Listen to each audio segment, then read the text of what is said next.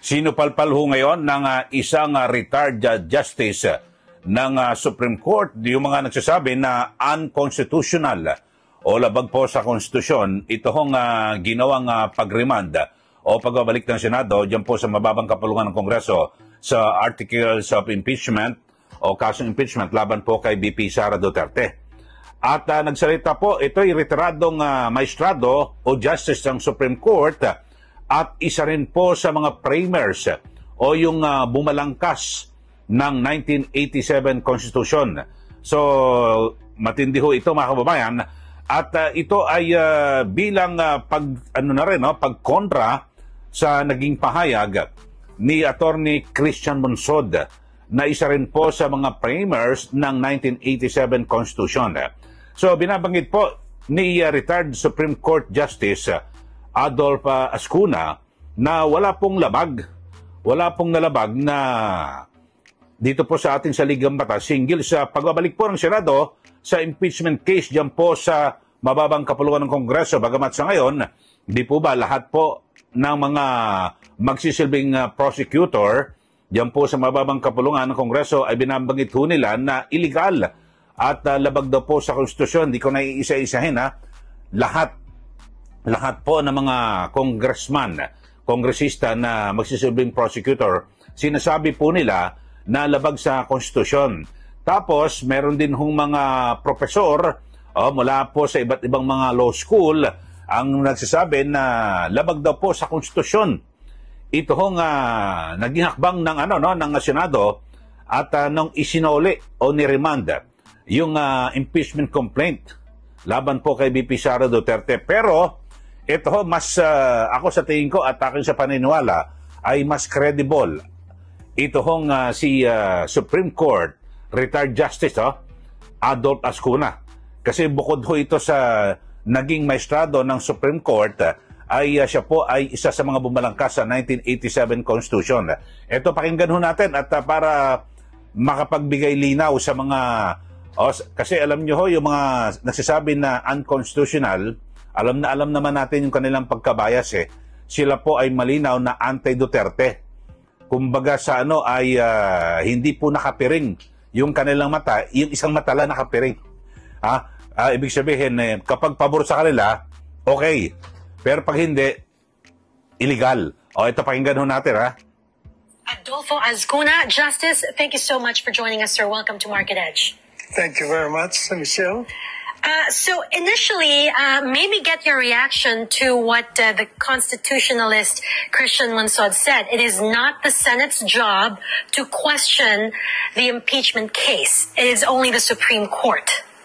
I respectfully disagree with my colleague Christian Monsod. While Supreme Court has the final arbiter and interpreter of the Supreme Court, other bodies will have to interpret it also in the course of performing their duties. So the Senate can interpret the Constitution if it is necessary to do so in order to perform its task under the Constitution, but the final arbiter is the Supreme Court. Which brings us to the main question here. The Senate, as an impeachment court, remanding the articles of impeachment to the House. Is that constitutional or unconstitutional, in your view? The way I put it is the way the Supreme Court usually puts it. It is not unconstitutional, to my mind, because the refer or remand back of the articles of impeachment is a mechanism, unique but allowable, for allowing the case to cross over from the 19th Congress to the 20th Congress. What is important is that the impeachment court has been convened, that it has acquired jurisdiction over the case, that its jurisdiction continues even with this remand. The case is still alive. It has not been dismissed. It has not been terminated. What is being done is ensuring that the passage of the case from the 19th to the 20th Congress is done. That's why the articles are referred back to the 19th Congress so that the 20th Congress can send it back. to the Senate of the 20th Congress, thereby accomplishing a crossover of the case from the 19th to the 20th Congress, something that does not happen before, that this impeachment case is caught between two Congresses. Hindi pa po nangyari yan noon. Kaya itong mechanism ito, palagay ko this is the first time it's resorted to. That's why we're unused to its appearance. But on analysis, I think it's a very allowable way of ensuring this passage of the case from one Congress to another. Are we expecting... Okay, so yun po, maliwanag po ang binabanggit no, ni retired Supreme Court Justice Adolf Ascuna na hindi po labag sa konstitusyon ito hong ginawang pagbabalik o pagsusoli ng Senado dito po sa Kamara sa impeachment complaint. So ito ho, kayo ho sa ating mga viewers, kanino ho kayo maniniwala? Ito, pakinggan ho natin, ito kinontra ho siya ni retired Supreme Court Justice Ascuna, at ito, pakinggan nyo ho yung binabanggit ito ni Attorney Christian Monsod. Ito ho, On that issue, that is not for the Senate to look into. That is an issue that is the Supreme Court to determine if there have been grave abuse of discretion on any branch or instrumentality of government that amounts to lack or excess of jurisdiction. Parang tinatanong ng Senate sa House, is your charge, yung complaint ninyo, is it constitutional? That's not their job. That is not their responsibility. That issue is to be decided by the Supreme Court. So hindi ko maintindihan kung ano yung ginagawa nitong House. Nakakalimutan yata nila that they are senators of the people. It is the people who voted them as senator. They are not senators for Duterte. They're senators for the people. And the wishes of the people, as embodied in the Constitution, should be followed by them. That they are supposed to try immediately the impeachment charge on that. Okay, so yun po, maliwanag po, binabanggit po ni Attorney Christian Monsod, dating COMELEC Commissioner, at alam nyo naman kung saan po ito nakakiling.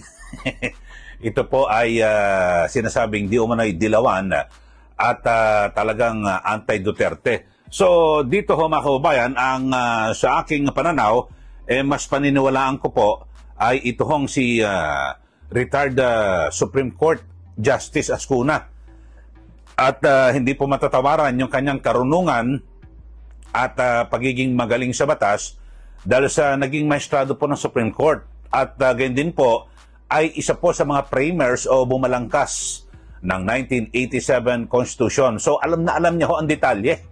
Pero itong si Attorney Christian Monsod, kasama rin po siya sa bumalangkas dito po sa 1987 Constitution.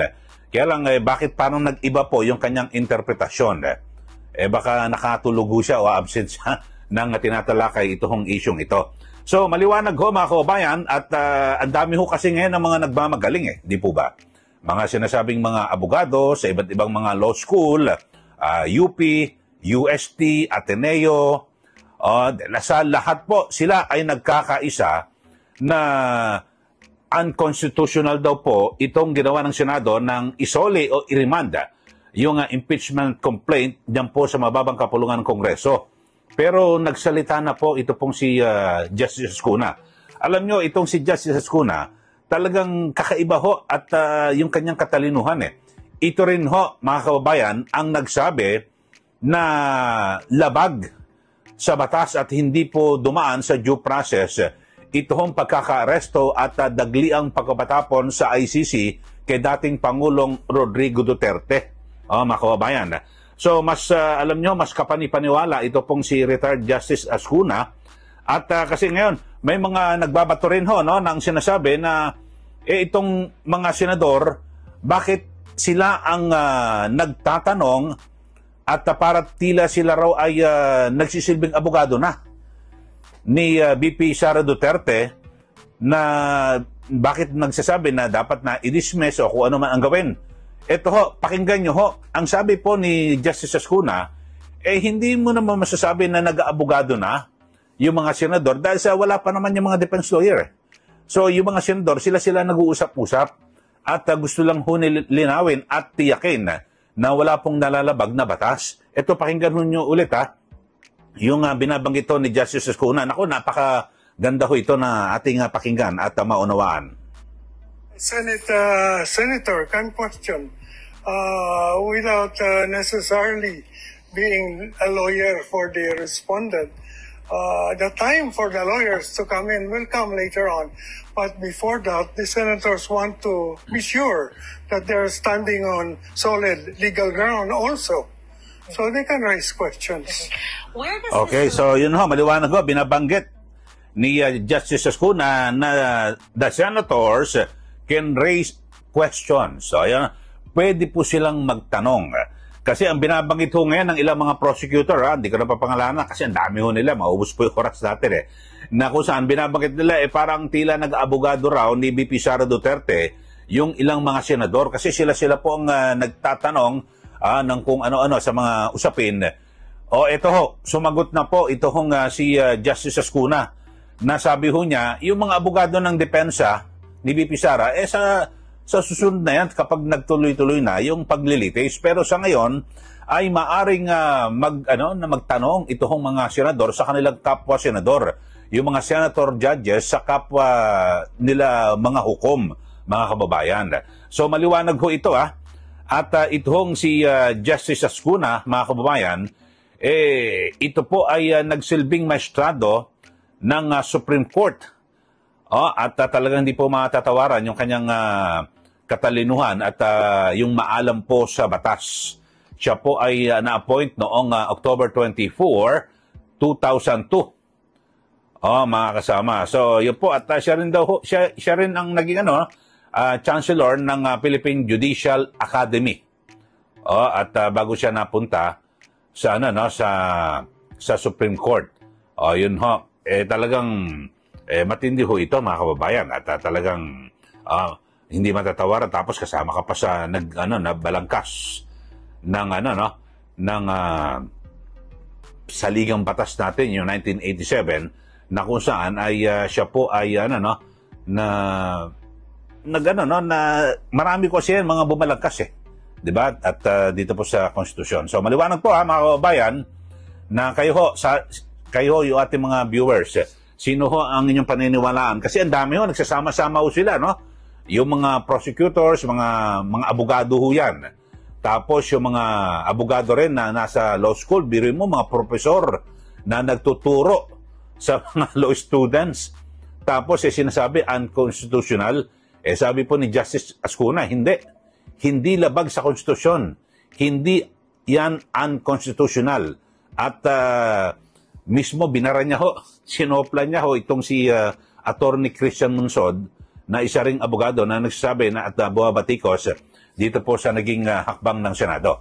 Okay, so maliwanag ho yan, mga kababayan. At alam nyo sa ating mga viewers, dapat lagi ho tayong mapagmasid at siguro ay titingnan ho natin yung bawat salita.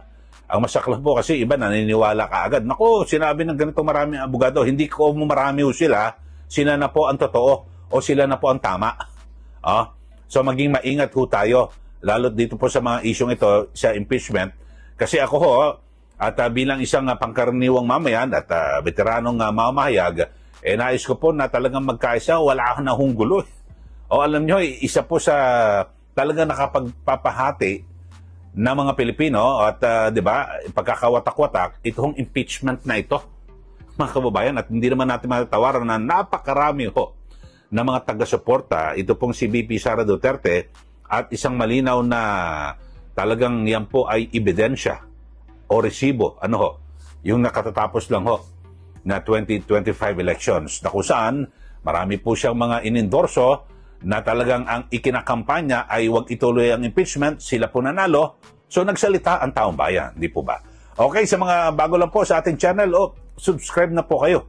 At huwag pong kalimutan na i-share at i-like para lalo pa hong lumawak ito hong ating mga pagtalakay sa iba't ibang mga issue dito po sa ating bansa. Muli, ito po si Kaeli. Maraming salamat. Magandang araw po sa ating lahat.